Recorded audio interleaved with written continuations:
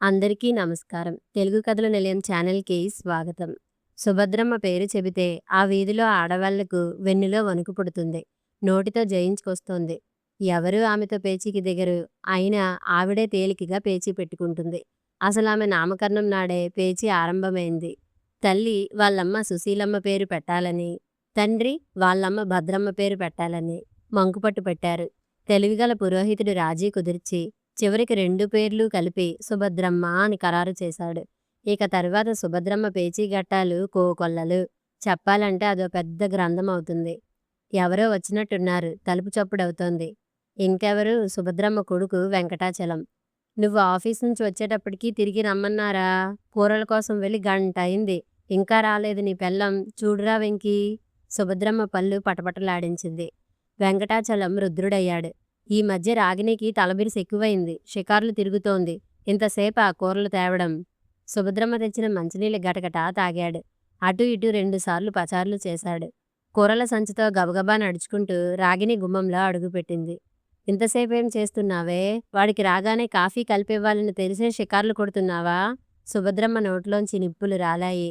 రాగిణి కూరల సంచి కింద పెట్టింది. ఇంతలో వెంకటాచలం పిడికిళ్ళు బలం చూపాయి. రాగిణి తూలి ముందుకు పడింది. సుభద్రమ్మ కళ్ళు చల్లబడ్డాయి. రాగిణి నెమ్మదిగా లేచి తాను కూరలకి వెళ్తూ దారిలో అమ్మవారికి పూజ చేయించిన సంగతి ఎందుకు చేయించింది చెప్పాలనుకుంది.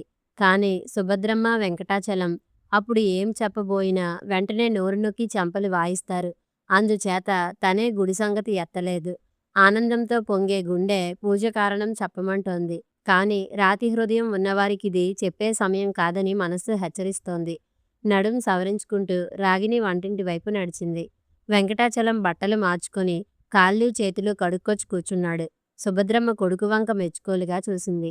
రాగిణి 2 కప్పులతో కాఫీ తెచ్చి వాళ్ళకిచ్చింది. కాఫీ తాగుతూ వెంకటాచలం, ఈ దిక్కుమాలిన దాని మొహం చూడగానే అసలు సంగతి నీకు చెప్పడం మర్చిపోయానమ్మా అన్నాడు. ఏమిట్రా నాయనా వెంకీ? సుభద్రమ్మ గొంతులో ఆతృత పెళ్ళిబీకింది. చెల్లి సరోజ నిన్ను చూడాలని అంటోందట. నిన్నొకసారి పంపమని అత్తగారు మరీ మరీ చెప్పారట. బావగారు బతిమాలుతూ నిన్నొకసారి వెంటనే పంపమని ఫోన్ చేశారే అమ్మా. నా చిట్టి తల్లి ఎంత బెంగటిల్లుతోందో. రేపు వెళ్తారా? డీలక్స్ బస్ ఎక్కించు. రైలు టికెట్ దొరకకపోతే. అలాగేనమ్మా. రాగిణి ఈ సంభాషణ వింది వంటింట్లోంచి. వంట త్వరగా పూర్తి చేసింది. అలవాటు ప్రకారం తల్లి కొడుకులు ముందు భోజనం చేశారు. తరువాత సరోజ గురించిన ముచ్చట్లలో మునిగిపోయారు. నడుం నొప్పితో పైకి మూలగలేక బాధ ఓచుకుంటూ ఇష్టం లేకపోయినా 4 మెతుకులు తిని వంటిల్లు సర్ది అత్తగారికి అన్నీ అమర్చి రాగిణి నడుం వాల్చింది. ఆలోచనలు ముసురుకున్నాయి. శక్తి కొద్దీ కట్నం ఇచ్చి తండ్రి తన పెళ్లి చేశాడు. 2 అన్నలు చిన్న చిన్న ఉద్యోగాల్లో ఎక్కడో ఉన్నారు. తల్లి లేదు. తండ్రి పాత పెంకుటింట్లోనే పల్లెటూళ్ళలో కొడుకులు పంపే కొద్దిపాటి పైకంతో బతుకు సాగిస్తున్నాడు. తాను చాలా సుఖంగా ఉన్నాననే నమ్మకం తండ్రికి కలిగిస్తూ కష్టాల మధ్య కుమిలిపోతోంది. అత్తగారికి తనపైన అంత కసి ఎందుకో రాగిణికి అర్థం కావడం లేదు. అమ్మను మెప్పించడమే వెంకటాచలం ధ్యేయం. అందుకు భార్యను నిత్యం హింసించడం పనిగా పెట్టుకున్నాడు. రాగిణికి ఈ దుర్భర పరిస్థితి నుంచి బయటపడే మార్గం కనిపించలేదు. అలసిపోయిన మనస్సు రాగిణిని నిద్రపుచ్చింది. తాను అమ్మవారికి ఎందుకు పూజ చేయించింది కలలో తండ్రికి చెప్పినప్పుడు ఆయన పడిన ఆనందం నిద్రలో తన బాధలన్నింటినీ మరిపించింది. అత్తగారి ప్రయాణానికి అన్నీ సిద్ధం చేయడం కోసం రాగిణి రోజు కంటే ముందే లేచి పనులన్నీ చక్కబెట్టింది. బయలుదేరే ముందు సుభద్రమ్మ కొంప జాగ్రత్త అని అరుస్తూ ఆటో ఎక్కింది. బస్సు డిపో వరకు వెంట వెళ్తున్న వెంకటాచలం చూపులు అదే మాట హెచ్చరించాయి. ఎదురింటి కౌసల్య వచ్చి, పొద్దుటే మీ అత్త ఊరు ప్రయాణం పెట్టుకుందే అని పలకరించింది. అవును పిన్నిగారు, మా ఆడపడుచు దగ్గరికి రాగిణి జవాబిచ్చింది. ఆవిడ వాలకం ఏమైనా మారిందా అమ్మాయ్? పోనీలెండి పిన్నిగారు, నా అదృష్టం ఇంతే అనుకుంటున్నా. మొన్నొకసారి అభిమానంతో వచ్చి నా మీద ఆవిడ అరుపులు ఆపబోయారు. మీ మీద విరుచుకుపడింది. నా మూలంగా అనవసరంగా మీకు అవమానం కలిగింది. పిచ్చిపిల్ల, అవమానం నాకు కాదమ్మా, ఆడజాతికే అవమానం. ఇలాంటి గయ్యాలి గంప మూలంగానే అమ్మకు మంచి పేరైనా అత్తంటే రాక్షసి గుర్తుకొస్తోంది. ఇప్పుడు అవన్నీ ఎందుకులేండి పిన్నిగారు. వస్తానమ్మా. నీ పతిదేవుడొచ్చేటప్పటికి చేయవలసిన పనులెన్నో ఉన్నాయి గదా. మీ అత్త ఉండగా ఈ వీధిలో మరో ఆడపురుగు మీ గుమ్మం ఎక్కే ధైర్యం చేయదు. దేవుడు నీ కష్టాలు ఎప్పుడు తీరుస్తాడో. కౌసల్య తిరిగి వెళ్ళింది. రాగిణి తన పనుల్లో మునిగిపోయింది. సరోజ భర్త చంద్రశేఖరం సుభద్రమ్మను బస్సు డిపో నుంచి కారులో ఇంటికి తీసుకెళ్లాడు. న్యాయవాదిగా 4 ఏళ్లలోనే మంచి పేరు తెచ్చుకున్నాడు. సంపాదన ఇబ్బడి ముబ్బడైంది. కుటుంబ కలహాలు, దాంపత్య సమస్యల కేసుల్లో ఆ పట్నంలో మొదటి పేరు చంద్రశేఖరానిదే. సుభద్రమ్మ కూతుర్ని అక్కున చేర్చుకొని, ఎలా ఉన్నావే చిట్టి తల్లీ అని మురిపాలు కురిపించింది. రాగిణికి పురమాయించి చేయించిన మినపసున్ని ఉండలు, జంతికలు సరోజకిచ్చింది. వియ్యపురాల్ని మర్యాదగా పలకరించి ఆవిడ చేతిలో యాపిల్ పళ్ళు పెట్టింది. అన్నా వదినా ఎలా ఉన్నారమ్మా? సరోజ కుశల ప్రశ్నలు వేసింది. వెంకీ ఉద్యోగంతో సతమతమవుతున్నాడే తల్లీ అని ఊరుకుంది. రాగిణి పేరెత్తడం ఆవిడకిష్టం లేదు. రాగిణి గురించి వియ్యపురాలు అడిగినా బస్సు ప్రయాణం గురించి చెప్పి ఊరుకుంది. సుభద్రమ్మ స్నానం చేసి భోజనాలయ్యాక కాసేపు కునుకు తీసింది. ఆమె లేచాక, అమ్మా ఈ మధ్యనే కారు కొన్నాం, ఎలా ఉందే? నిన్ను చూడాలనిపించింది. ఇంటి ముందు భాగంలో 2 గదులు వేశాం. అత్తయ్య పట్టుపట్టి ఈ పని చేయించారు. కేసుల వాళ్ళు ఎక్కువయ్యారు. వాళ్ళు కూర్చోవడానికి వీలుగా ఉంటుంది, సరోజ చెప్పింది.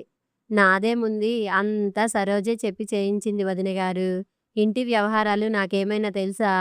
నా మీద అభిమానంతో కోడలు అలా అంటోంది. వియ్యపురాలు సరోజపై ప్రేమ కురిపించింది. సరోజ అదృష్టానికి సుభద్రమ్మ పొంగిపోయింది. సాయంకాలం చంద్రశేఖరం కోర్టు నుంచి వచ్చాడు. కాఫీ తాగి ముందు గదిలోకి వెళ్ళాడు. మరో 10 నిమిషాలకి ఒక పెద్దాయన, ఆయన కూతురు పళ్ళు మిఠాయి పట్టుకొచ్చి చంద్రశేఖరానికి ఇచ్చారు. ఆ అమ్మాయి లోపలికొచ్చి కొన్ని పళ్ళు సరోజ చేతిలో పెట్టింది. 2 పళ్ళు సరోజ అత్తకు తల్లికి ఇచ్చి పాదాలకి నమస్కరించింది. చంద్రిక గారు, ఈవిడ మా అమ్మ అని పరిచయం చేసింది. ఇంతలో పెద్దాయన, తల్లి ఇలారా, లాయర్ గారు ఏవో సంతకాలు చేయాలంటున్నారు అని పిలిచాడు. చంద్రిక వెళ్ళింది. ఆమెకు 25 ఏళ్లుంటాయి. అందగత్తి కూడా. సుభద్రమ్మకి ఆ అమ్మాయి ఎందుకొచ్చిందో అర్థం కాలేదు. అమ్మాయి, ఈ పిల్లకి అప్పుడే కోర్టుతో ఏం పనే? ఉత్సుకతతో ప్రశ్నించింది. అదో పెద్ద కథలే అమ్మా. నిన్ననే మీ అల్లుడు వివరాలన్నీ చెప్పారు. ఇప్పుడు కేసు గెలిచారు. ఆ సంతోషంతో ఇవి తెచ్చారు. సుభద్రమ్మ ఆసక్తి మరింత పెరిగింది. నిక్షేపంగా కాపురం చేసుకుంటున్న పిల్లకి కేసేమిటే? చంద్రిక బాగా చదువుకున్న అమ్మాయే. తల్లి లేదు. పెద్ద కట్నం ఇచ్చి తండ్రి వైభవంగా పెళ్లి చేశాడు. మరింకేం రోగం? రోగం చంద్రికకు కాదు, ఆ అమ్మాయి అత్తకు భర్తకు. ఇద్దరూ ఇద్దరే. తల్లి రాకాసి, భర్త చవట సన్నాసి. తల్లి మాట శిలా అక్షరం, ఇంగితం లేని బడుద్దాయి. ఇంకా డబ్బు ఆశతో చంద్రికను నానా హింసలు పెట్టేవారు. మనస్సు కుళ్ళబొడిచేవారు. చంద్రిక మనస్సు చంపుకున్నా దెబ్బలు భరించలేకపోయింది. సుఖంగా ఉన్నట్లు తండ్రిని మభ్యపెడుతూ వచ్చింది. సుభద్రమ్మ ఉత్కంఠ ఇంకా పెరిగింది. అబ్బా ఈ సోదెందుకు, అసలు సంగతి చెప్పు, తొందరపెట్టింది కూతుర్ని. ఎలాగో కూతురి కష్టాలు తండ్రికి తెలిసాయి. కొందరి సలహా మేరకు మహిళా రక్షణ సమితి సహాయం కోరాడు. మధ్యలో వీళ్ళెవరే? అసలేమైందో చెప్పక ఈ డొంక తిరుగుడు కబుర్లెందుకు తల్లి? సుభద్రమ్మ వైనం చూసి వియ్యపురాలు ఆశ్చర్యపోయింది. ఆమె ఎందుకంత గాబరాగా అడుగుతుందో అర్థం కాలేదు. మా సరోజ లాయరు భార్య గదా, కొన్ని లా పాయింట్లు చెప్పి గాని అసలు విషయం బయట పెట్టదు నవ్వుతూ అంది. సుభద్రమ్మకిది నచ్చలేదు. అయినా బలవంతంగా పెదాలపై ఒక క్షణం చిరునవ్వు అతికించుకుంది. సరోజ చెప్పసాగింది. అమ్మా, అత్తయ్యగారన్నట్లు నువ్వు పాయింట్లు విను. తొందరపడితే కేసు నీకు అర్థం కాదు. నువ్వడిగావే మధ్యలో వాళ్ళెవరని, విను. ఆడపిల్లని అత్త, భర్త, ఆడపడుచు, ఇంకా కొందరు రాక్షసులు కష్టాల పాలు చేస్తే వాళ్ళని కోర్టుకి ఇచ్చి తిక్క కుదిరించే సంస్థ. అన్ని చోట్ల ఈ సంస్థ పనిచేస్తోంది. మన పట్నంలో కూడా ఉందిలే. వాళ్ళేం చేశారు? చంద్రికను, వాళ్ళ నాన్నని మీ అల్లుడి దగ్గరికి తీసుకువచ్చి అంతా వివరించారు. ఇరుగు పొరుగు వారు రాతపూర్వకంగా సాక్ష్యం ఇచ్చారు. కేసు నడిచింది. అత్తకి భర్తకి జైలు శిక్ష పడింది. వాళ్ళిద్దరూ ఊచలు లెక్క పెడుతున్నారు. సరోజ పెద్దగా నవ్వింది. వియ్యపురాలు జత కలిపింది. ఆ దుర్మార్గులకి అంతే కావాలి. ఆమె మనస్సులోని మాటలను బయటపెట్టింది. నవ్వు మాదిరే మనస్సు కూడా స్వచ్ఛం. సుభద్రమ్మ గుండె గుబేలుమంది. ఈ మాటలు నెత్తిమీద పిడుగుల వర్షం కురిపించాయి. గ్లాసుడు మంచినీళ్లు తాగింది. నోట మాట రాలేదు. తల్లి అలా కంగారు పడడం ఎందుకో సరోజకు బోధపడలేదు.